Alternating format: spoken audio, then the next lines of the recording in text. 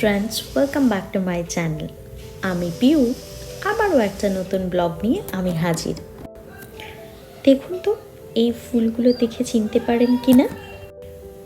শক্তি করে দাঁড়িয়ে গরম গরম এক কাপ চা খেয়ে সঙ্গে একটা ল্যাংচা খেয়ে বেরিয়ে পড়লাম পুরুলিয়ার এক ছোট্ট গ্রাম বড়ন্তির উদ্দেশ্যে। 1-2 দিনের ছুটি ম্যানেজ করতে পারলেই পৌঁছে যেতে পারবেন বড়ন্তিতে।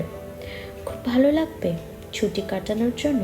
খুব ভালো জায়গা, গ্রাম্য পরিবেশ, সেখানে পাবেন পাহাড়, ড্যাম, অনেক কিছু থাকবার জন্য, অনেক রিসর্ট, হোটেল, অনেক কিছু আছে যেগুলো আগে থেকে আপনারা বুক করে ওখানে যেতে পারেন বা ওখানে গিয়েও বুক করতে পারেন।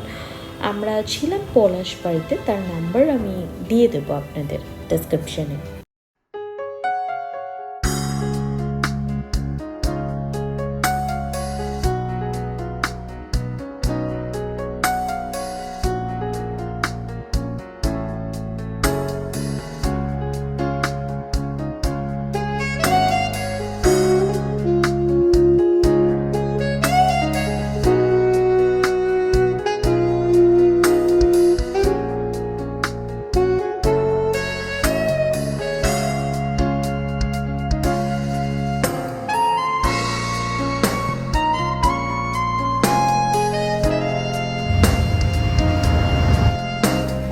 এই হলো সেই পলাশবাড়ি।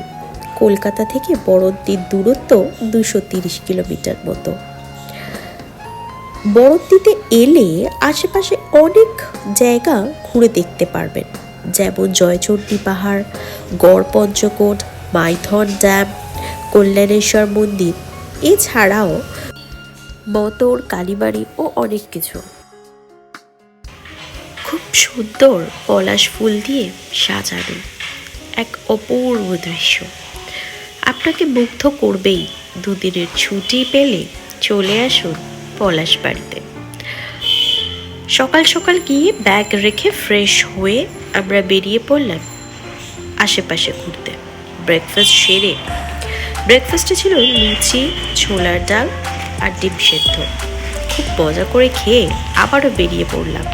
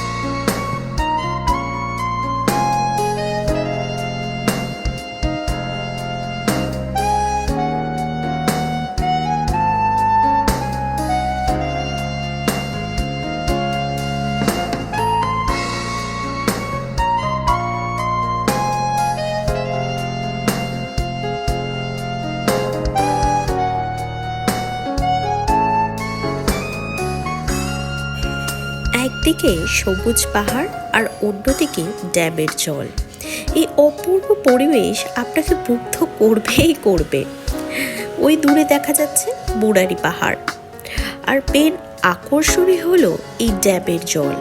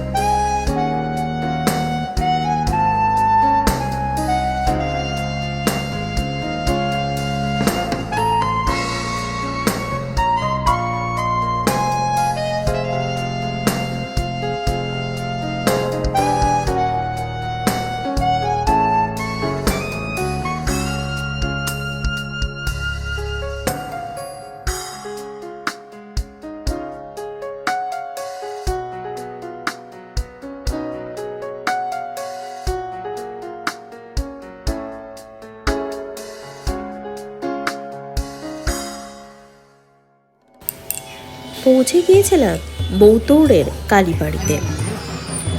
শুনেছি এই কালী মন্দিরে পুজো দিলে নাকি মনের ইচ্ছা সব পূরণ করে দেন মা কালী। তাই এখানে বহু পুণ্যার্থীর আগমন প্রতিদিন ঘটে থাকে।